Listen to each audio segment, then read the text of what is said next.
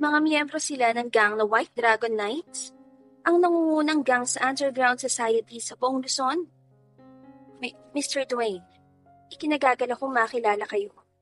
Hindi ko akalaing miyembro pala kayo ng WTK. Inalukan ng pakikipagkamay ni Joey si Dwayne. Mr. Joey Alanis, kinagagal ako ring makilala kayo sa personal. Salamat sa pagtulong kay Mr. Lawrence. Sambit ni Dwayne pagkatapos ay tinanggap ang pakikipagkamay ni Joey. Napakunot ang noo ni Joey. Ibig bang sabihin ay kilala na siya nito kahit na hindi pa man sila nakikita. Tulad ng pagkakakilala nito kay Trevor. Anong plano mo ngayon? Tanong ni Zeus kay Dwayne. Dahil sa nangyari, ay sigurado si Zeus na bukas na bukas din ay alam na ni Arnold ang nangyaring ito sa mansyon ni Javier. Sa ngayon ay kukunin na lang muna namin ang mahalagang gamit sa doho at manunuluyan muna sa hotel. Tumango-tango si Zeus. Tulad din ng nasa isip ni Dwayne, ay hindi ngayon ang tamang oras upang usasain niya ang mga bagay na gusto niyang itanong dito. Kung ganon, makakabalik na kayo sa doho upang mag-asikaso. Malaking abala ang idudulot sa inyo ni Arnold kapag magkataong madatnan niya kayo roon. Magkita na lang tayo bukas ng gabi. Bahagyang yumuko sina Dwayne at nagpaalam bago nilisan ang mansyon ng pamilya Alanis. Pagkatapos noon ay sinamahan ni Joey si Zeus papuntang opisina ni Javier sa ikalawang palapag. Sa lawak na mansyon ay ilang kwarto muna ang nadaanan ni Zeus bago narating ang opisina. Iginala ni Zeus ang kanyang tingin sa kabuuan ng opisina pagkatapos nila. Maupo muna kayo, Mr. Lawrence. Gusto niyo ba ng maiinom? Magalang na alok ni Joey. Tubig lang. Nakangiting tugon lang ni Zeus. Umalis muna saglit si Joey upang kumuha ng tubig. Naiwang mag-isa si Zeus sa malawak na opisina ni Javier. May ilang mamahaling antigo nakadisplay sa mga kabinet ang makikita sa kwarto. Pansin niya, lahat ng iyon ay puro tunay. Naagaw ang pansin ni Zeus ng isang libro sa may pinakagilid ng kabinet. Ito ang bukod tanging pinakamakapal sa lahat ng naroon. Bukod pa rito ay wala rin itong anumang pamagat. Kinuha niya ito at sinimulang basahin ng bawat pahina. Patungkol ito sa isang sibilisasyon na pinamumunuan ng hari at reyna. Nawala ng interes si Zeus pagkatapos mabasa ang 1.25 pahina dahil para sa kanya ay nakakabagod itong basahin. Nilaktawan niya ang bawat pahina upang tignan ng iba pang nilalaman nito. Pero nagtaka siya dahil wala namang laman o sulat ang ibang pahina ng libro. Bakit merong ganito si Javier? Sa puntong iyon, ay naramdaman ni Zeus ang malamig na ihip ng hangin na nagmumula sa nakabukas na pinto ng balkonahe. Nanuot iyon sa kanyang balat kaya napahalokip-hip siya. Kakaiba ang lamig ng hangin na iyon. Bagay na hindi niya maipaliwanag. Ano ang pakiramdam na iyon? Bakit parang pamilyar yun sa kanya? Hindi niya lang maalala kung kailan niya yun naramdaman dati. May nagtitrigger sa kanyang isip na parang isang malaking parte ito ng kanyang nakaraan. Matapos ng ilang saglit na pilit na pag-alala kung saan niya ito unang naramdaman, ay binaliwala niya na lang yun. Malamang na dahil lang yun sa pagod na kanyang nararamdaman ngayon. Ibinalik niya ang libro kung saan niya ito kinuha pagkatapos ay naupo sa sofa. Saktong kakapasok lang ni Joey na may dalang baso ng tubig. Malapit na matapos ang inaasikaso ni Dad sa baba, Mr. Lawrence. Aakyat na rin siya rito maya-maya. Sambit ni Joey. Inilapag nito ang baso ng tubig sa maliit na mesa sa harap ni Zeus. Salamat sa tubig, Mr. Alanis. Hintayin ko na lang si Lord Javier.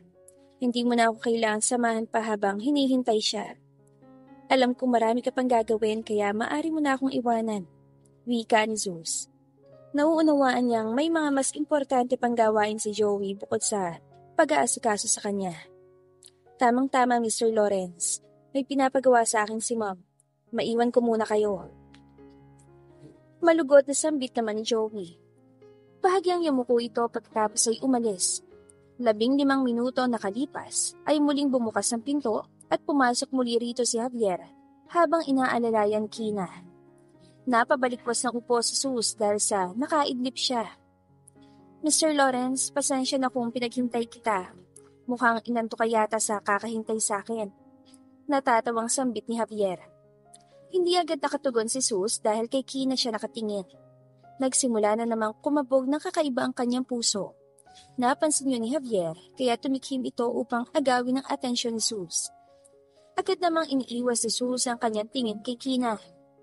"Oh, wala pong problema yon, Lord Javier. Napagod lang po ako ng husto kaya pasensya na po kung nakaidlip ako rito sa opisina nyo." Awkward na wika ni Sus habang nahihiyang nakangiti. Nauunawaan ko. Nakangiting sambit ni Javier. Binalingan nito si Kina. "Pwede mo na kaming maiwan, iha." "Sige pulo." Ani Kina.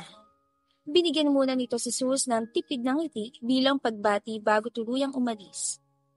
Pagkalabas ni Kina ay isinara ni Javier ang pinto at may nagtatakang ekspresyon sa mukhang tinignan si Sus.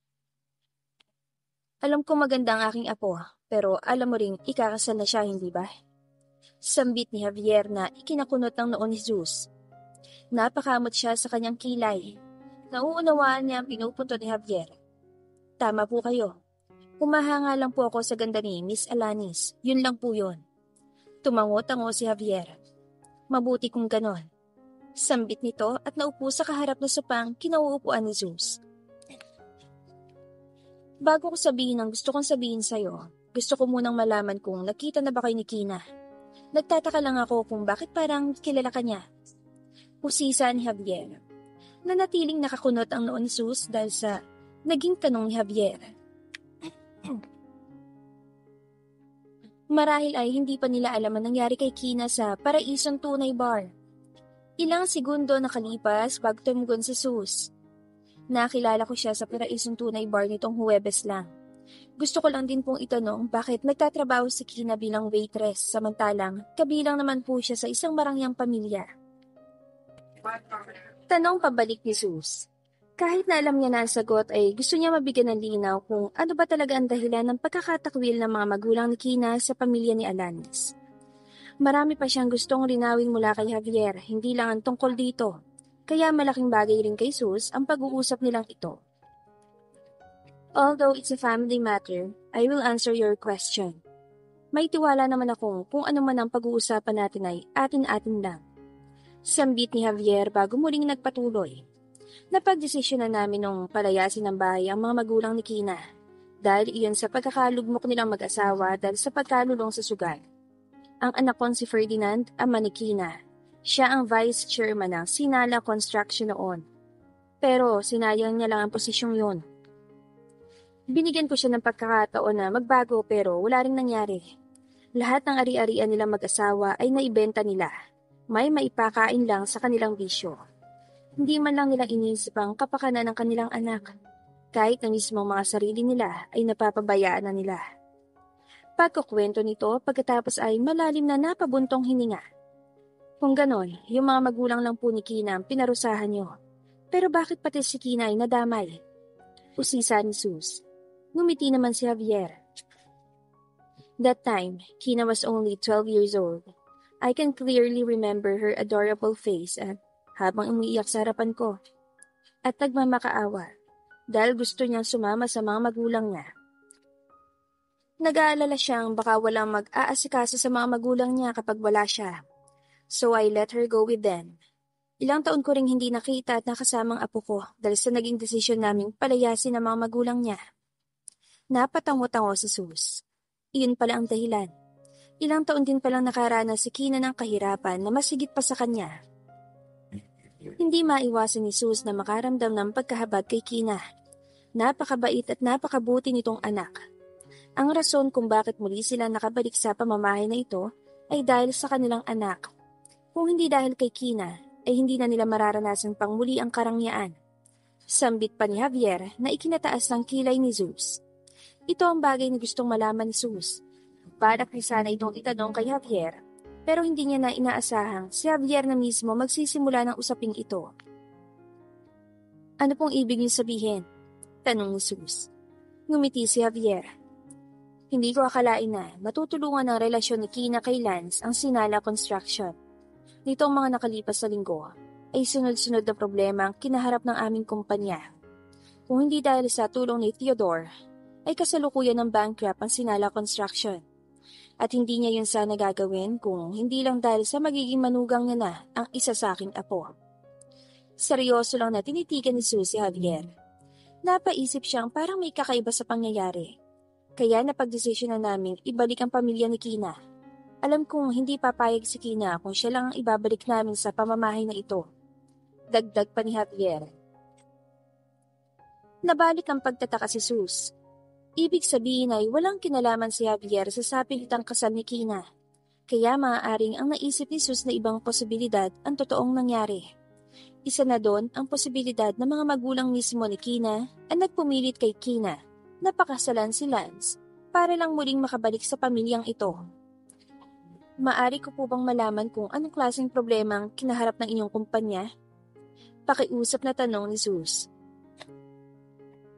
Pasensya na Mr. Lawrence, but that information is confidential. Tugon ni Javier.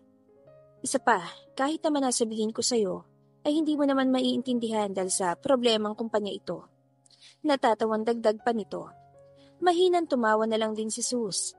Kung alam lang ni Javier ang totoo niyang pagkakakilanlan, ay malamang hindi ito magdadalawang isip na sabihin sa kanya naging problema ng kumpanya nila. Anyway, let's move on. Let's talk about you. Sambit ni Javier. Tiningnan nito si Sus nang may paghanga sa kanyang mata. Mark of ignorance is an ancient technique in Chinese martial arts. Paano ang isang tulad mo na isa lang estudyante ay alam ang ganong klaseng pamamaraan? Saan ka natuto? Interesadong tanong ni Javier. Tumawa ng mahina si Sus. Hindi niya alam kung paano sasagutin ang tanong na iyon ni Javier. Napanood ko lang po sa telebisyon. Pagpapalusot ni Sus. Napakunot ang noon ni Javier. Ibig mo sabihin, ikaw lang mismo nagsanay sa sarili mo? Hindi makapaniwalang tanong nito. Ang pamamaraan na iyon ay mahirap aralin kahit man na may tagapagturo. Imposibleng matutunan iyon ni Sus sa pamamagitan lang ng panonood sa telebisyon. Ganun na nga po. May nagbigay rin po sa akin ng libro ng teknik na iyon kaya inaral ko po ng inaral hanggang sa matutunan ko na po. Nakangiting sambit ni Sus. Hindi kumbinsido si Javier sa naging sagot ni Sus. Kahit anong klase ng martial arts ay mahirap matutunan, lalo na ang mark of ignorance technique ni Dao Feng. Pero kung pagbabasaya ng estado sa buhay ni Sus, ay maaaring iyon nga ang ginawa nito upang mastery ng pamamaraan na iyon ng siya lang. In any case, kilala mo pa si Dao Feng? Paniniguradong tanong ni Javier. Hindi agad nakasagot si Sus. Naging isa sa guro ni Sus sa martial arts si Dao Feng. Kapag sinabi niyang naging guro niya ito, ay tiyak na iisipin ni Javier na nagmula si Sus sa mayamang pamilya at malamang na nagpapanggap lang siyang mahirap. Kilala ko po siya, pero hindi personal. Isa sa kanyang estudyante ang nagbigay sa akin ng librong ginamit ko upang magsanay noong bumisita siya rito sa Pilipinas. Tugon ni Sus. Alam ni Sus na laman ng balita noon ang pagbisita ni Dao Feng sa bansa. Ang hindi lang alam ng lahat ay personal itong pinapunta ng kanyang lolo upang ilang buwang maging guru niya. Bago ito umalis ng bansa, ay binigyan siya nito ng 3 libro ng martial arts technique at lahat ng yun ay naglalaman ng mga teknik ni Dao Feng. Napatango-tango si Javier. Medyo naniniwala na ito sa pahayag ni Sus. Kung ganon, nasa iyo pa ba ang librong yun? As you can see, I'm a collector of martial arts books, especially Chinese martial arts books. Sambit ito nang nakalahad ang kamay sa kanyang lagayan ng aklat. Dahil sa eksperto ka na rin naman sa teknik na iyon, sa tingin ko ay hindi mo na kailangan ng librong yon kaya bibilhin ko na lang sa iyo sa halagang 50,000 dolyar kung papayag ka. Maliit na halaga kay Sus ang 50,000 dolyar pero nagulat siya sa alok na iyon ni Javier. Hindi niya akalain na handa itong maglabas ng ganong halaga ng pera para lang sa librong yon. Napakagandang offer po yan, Lord Javier. Pero pag-iisipan ko po ang tungkol sa bagay na yan. Nakangiting wika ni Sus. Hindi interesado si Sus sa alok na iyon ni Javier. Kung hindi ay, hindi niya na alam kung nasa ang mga librong yon. Nakalimutan niya na kung saan niya nailagay ang mga ito. Kakailanganin niya pang bumalik ng kanilang family manor upang hanapin at kunin ito. Sana pumayag ka, Mr. Lawrence. Malaking tulong pinansyal sa $50,000. Nakangiting sambit ni Javier. Ngumiti lang si Sus. Mas kailangan nila ang perang yon kaysa sa kanya. Kung mahanap man niya ang mga librong yon, ay ibibigay niya na lang ito ng libre kay Javier. Siya nga po pala. Ito po ba ang rason kung bakit mo ko gusto makausap? Dahil sa kakayahan ko? Usisa ni Sus. Well, dahil sa naitanong mo na rin naman, paprangkahin na kita. Mula sa nakangiti ay sumeryoso ang mukha ni Javier. Nag-aalala lang ako sa kapakanan ng aking apo na si Kina.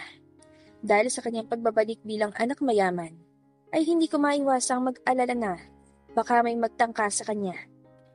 Gumuhit ang pag-aalala sa mukha ni Sus dahil sa sinabi ni Javier. Ano pong ibig niyo sabihin may magtangka? May banta po ba sa buhay ni Kina? Hindi naman sa ganon. Tugon lamang ni Javier. Nakita niya kung paano pagmasdan ni Trevor si Kina kanina na makita nito ang kanyang apo sa unang pagkakataon. Sigurado si Javier na may iba pang katulad ni Trevor na may mataas na estado sa buhay ang hindi maiiwasang magkagusto sa kanyang apo oras na masilayan nila si Kina. Darating at darating ang punto na makikita si Kina ng lahat ng mga nasa upper class na pamilya, lalo pa't mapapangasawa na nito si Lance. Base sa ekspresyon ng mukha ni Javier, ay naunawaan na ni Sus ang pinupunto nito. Dahil ganun din ang ipinag-aalala niya kay Kina. Kahit manahawak nila ngayon si Trevor, may iba pang katulad ni Trevor ang maaaring dumating sa buhay ni Kina. Kahit nga mismo si Natalia ay hindi pinagkakatiwalaan ni Sus. Ano po bang gusto niyo sabihin? May balak po ba kayong ipagawa sa akin? Hulang tanong ni Sus. Nagkakaideya na si Sus sa maaring susunod na sasabihin ni Javier. Bumuntong hininga muna si Javier saka seryosong tinignan si Sus sa mata. Mr. Lawrence, wala pa akong nakikitang kasing husay mo sa edad mo pagdating sa pakikipaglaban. Gusto ko sanang alukan ka ng trabaho bilang maging personal bodyguard ni Kina. Hindi na nagulat si Sus sa kanyang narinig. Tulad nga ng kanyang inaasahan ay aalukan siya ni Javier na magtrabaho bilang tagabantay ni Kina.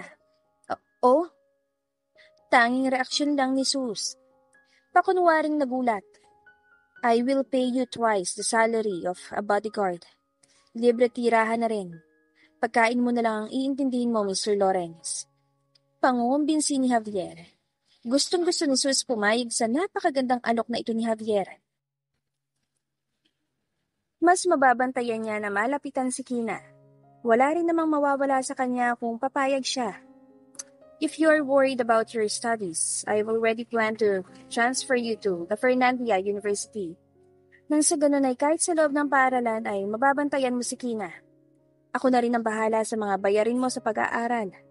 Ipinapakiusap ko lang na sana ay pumayag ka, Mr. Lawrence.